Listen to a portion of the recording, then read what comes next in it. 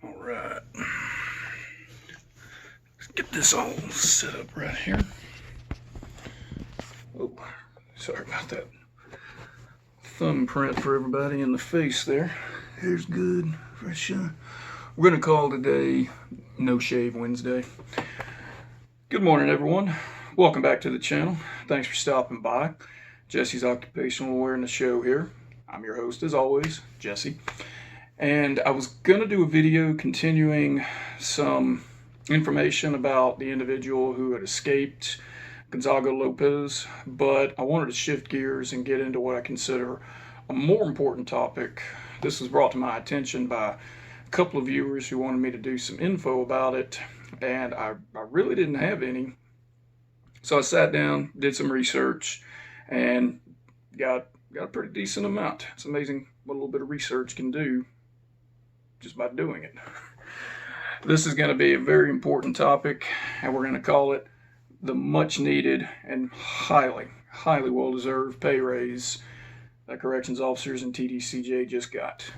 Excuse me while I grab my notes here. I took a pretty decent amount of notes, and all of this is public knowledge that came from TDCJ website with a combination of their Facebook page.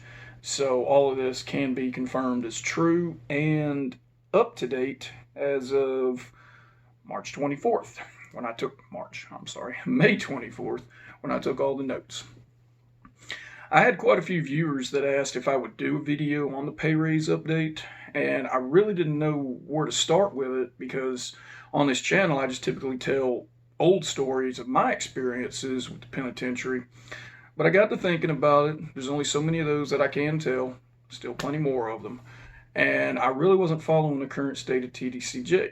So I sat on it for a little while, looked into it, and realized this is some really important information that I know 100% you guys need to hear about and want to hear about. So in addition to talking about that, at the end of this video, I'm on day 6 of my leave.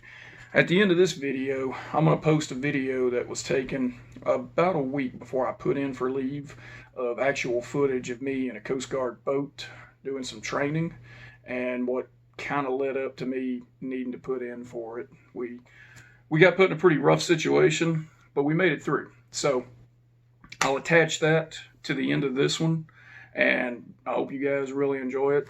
No policies or procedures, anything like that, are violated at all by any of this. Video strictly for training and entertainment. So let's get into today's topic. Okay, you'll have to excuse me. I took a lot of notes here because there's a lot of good information. It was announced back in September by, where is he? The executive director of TDCJ, Mr. Brian Collier. I don't know if he's, what is that? Rain. Okay, that's all it's done for 3 days. Mr. Brian Collier, executive director of TDCJ, announced back in September of 2021 that starting April 1st, there would be a across the board 15% pay raise for all COs and their supervisors, aka sergeants, lieutenants, captains, as well as food service managers and laundry service managers. 15% pay raise across the board. First one I've known about in years. I first came on the TDCJ scene in 2013.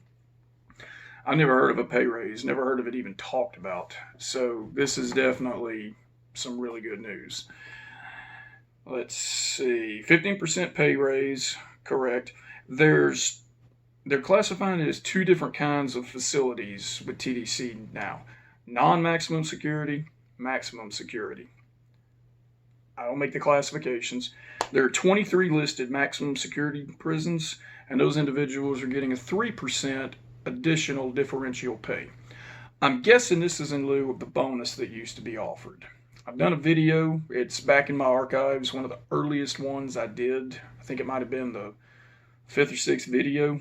Don't quote me. But there was a sign-on bonus for individuals who hired on at what they considered short-staffed units. You went through the academy, you signed paperwork, you were given the bonus. At the time, I believe it was $3,000. It was taxed, and you agreed to work 1 year at the facility. If you didn't make that year, whatever was left over of it, let's take 3,000, divide that by 12, that's $360 a month. And let's say you only lasted 4 months, so it would be 8 times that individual, and that was the amount. I'm sorry, I math bad. That was the amount that you owed back to the state. They actually sent you a collections notice. So I didn't take it. It was a scam. I've already done the video on that. Not going to get into it. Now, I'm hearing from individuals that the bonus has been discontinued. I think it was last year. Might even have been 2020. So there's this 3% extra differential pay. They used to call them short-staffed units. Now it's classified non-max and max security. The max security units that I listed are as follows, alphabetical order. Allred, Beto, Clemens, Cofield, Connolly, Darrington, Ellis, Estelle, Ferguson, Hughes, Lewis, McConnell, Michael, Montford, Polonsky, Robertson, Scott, Skyview, Smith, Stiles, of course, Telford, Rainwright, and Wynn. These units are receiving the extra 3% additional pay. So what I want to talk about now with this pay, I'm going to describe the ranks of the COs and how this affects them. At the time that I hired on in 2013, there were 5 ranks of corrections officers, CO1 through CO5. 1 to 2 took 2 months of experience. It was all based on time and service. 2 to 3, I believe was 6. No, it took 9 months total experience to be a CO3. CO3 to 4 took roughly around a year. There were 3 different steps of CO4 pay. And then CO5, very coveted CO5, at the time took 93 months. So it took somewhere around 9 years to be the CO5. There was no differentiating between CO1 through CO4, other than you looked like one. Your uniform was broke in, grizzled. The CO5 did get a designator. Underneath the TDCJ patch, there was a little rocker sew on that said CO, and they were Roman numerals, V, 4 being IV, 3, 2, 1, you get the point. And the only difference between the CO ranks was pay. So no differencing from that.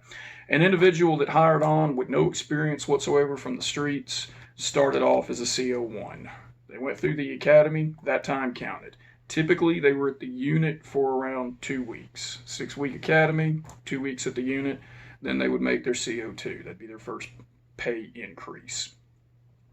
If you were a veteran who had discharged with an honorable discharge from any of the branches of service, or if you had an associate's or a bachelor's degree from an accredited university, you could hire on as a CO3. Again, this is 2013. I didn't buy into the union, and I didn't have to take a lot of the benefits because I had TRICARE insurance, being a reservist at the time, so I didn't have to take the health insurance. I did take other supplemental insurances. There's one where if you're injured in the line of duty, you continue to be paid your salary. I did take that. I don't remember what all else I took, and I know I had $15 a month deducted to go to my commissary account. All in all, my paychecks were around $22.50 a month. Corrections officers, as all state of employees of state of Texas, get paid once a month. That's Department of Public Safety, aka the civilian employees, the state troopers, highway patrol, whatever you want to call them, rangers, nurses, teachers, any of those in the state capacity get paid once a month. And it's through direct deposit. There are no paper checks. So everyone has to have an established bank account. Okay, so that was my pay back in the day. I made more. You get paid twice a week. Wow. Twice a month in the military. First week at the end of the third week. The first and the 15th, give or take. I would make more on my 2-week paycheck than I did my entire month pay at TDCJ. So it was pretty low. Now, it had its benefits. The commissary was tax-free to shop in. You can get free haircuts, get your laundry done, and eat in the ODR. If you utilize those benefits, it really wasn't all that bad. But if you're hiring into corrections for pay, I'm sorry, you're going to be quickly disappointed in that. So, there's been a lot of changes from the time that I hired on, and I educated myself, and now I can pass that on to you. There is no more CO1. Everyone starts, this is no experience. Everyone starts as a CO2.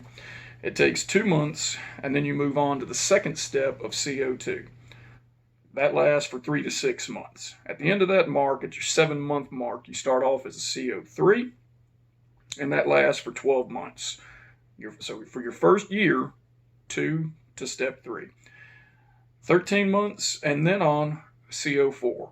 I didn't write down all the information because it was starting to get a little redundant, but basically from your 13-month mark as a CO4 until your 73rd month mark, 12, 24, 36, 48, 60, 72, 6 years and 1 month, you can rank up to CO5. And it lists the pay. It breaks it down annually, monthly, and hourly. Okay, so starting pay for a CO2, this is as of the pay raise, at a non-maximum facility, it's $3,472.82 a month. That roughly equivalates to $20 an hour and 4 cents. Now, it's tough to base that on hourly pay because this is based on if it were a typical 40-hour a week, 4 weeks a month, 12 months a year kind of schedule. It's not. It's 4 on, 4 off, 12-hour shifts. That's 48 hours at the end of it. 40 of those hours go to pay, 8 hours go to comp time. Comp time is you take time off and you get paid for it. Problem is, with everyone getting that, everyone trying to use it, it can be very difficult to use your comp time.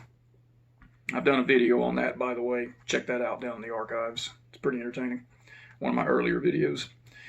At a maximum security, that pay is increased by 3% to $3,577 or $20.64 an hour. So the 3%, it roughly equivalates to, if we're basing it on an hourly pay, about 60 cents an extra hour. Excuse me for a second, I've got to hydrate.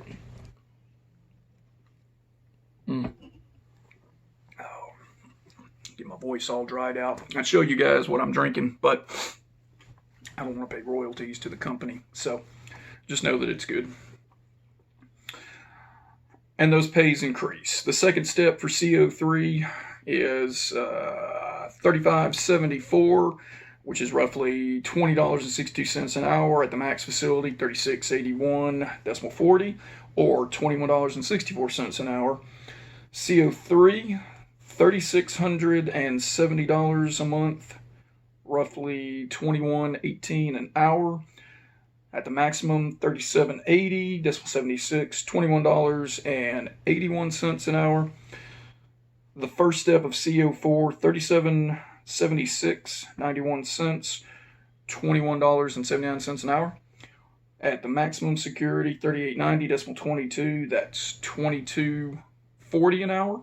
Not bad, give or take. And finally, the pay scale tops out at $4,278, which is $24.68 an hour for a CO5. At the maximum facility, it maxes out at $44.06, decimal 55, which roughly equates to $25.42 a month. Period. I didn't include the sergeants, the lieutenants, the food service managers, the laundry service managers, none of that. Just the CO. So that's what the pay scale is right now. One of the big changes, and this is brought to my attention by quite a few of my viewers, anyone who has discharged from active duty and has a DD-214 under honorable conditions, or they have some kind of a degree, be it associate's or bachelor degree from an accredited university, they initially start off as a CO4. So they go through the academy making $3,776 a month. Now, all this, of course, is before taxes, before benefits, union comp, all that. This is just straight up base pay. So it's gonna get a lot less once you get down into it and start adding in all those deductions. The important part for it was it finally happened. Our men and women who were manning the watch, walking the tiers, keeping these nasty turds in their cell doors, they needed this pay raise that it was long overcome. The downfall to this doesn't apply to any kind of the civilian staff. And believe me, there has been a fuck ton of backlash for it. All the clerks, the nurses, the doctors, they got nothing out of this. That is being talked about. It's being discussed right now. But as of now, all this applies simply to COs. So, oh, and this was supposed to it took effect April 1st. The first pay increase was to be seen May 1st. So that was 24 days ago. So our individuals who are still waving this watch, they are getting their extra pay. So mad shout out to all of you. I hope it helps. It's not a lot, but it's better than nothing. So, man, I was really glad to hear that.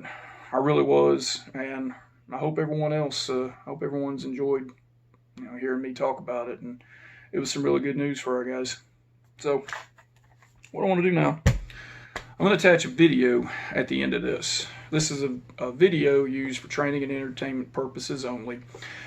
It's me at work in the Coast Guard right now. I'm out on the Orca River, and we were training in some pretty bad weather, and the weather went to absolute shit. So bad that we were called back. We call it RTB, return to base. We were called back to bring it back in. Had to take the students off the helm, and the instructors of all the different boats that were out there. We had to bring the boats in ourselves. It was just too risky to let them try. Crewman that was sitting behind me filmed a short clip of the video. We're using it for training purposes right now so we can show students what they can potentially run into while they're out, how to manage it. And this was taken right at a week before I put in for leave. And I'm hearing that when a lot of my fellow instructors saw the video, that was when they said, Carter, it's time to take some time for yourself. You need to kind of sit at home for a little bit. So it's just a video of me transiting through some heavy weather. I think you guys will enjoy it. I don't interact with the camera at all, simply because I was so focused, eyes forward, watching the weather, watching the waves, trying to make sure, and I did, that I could get my crew and my students back home alive. And since I'm here talking to you, we obviously made it. So everyone stay safe, take care of yourselves. Happy No Shave Wednesday. I'll see you guys in the next video.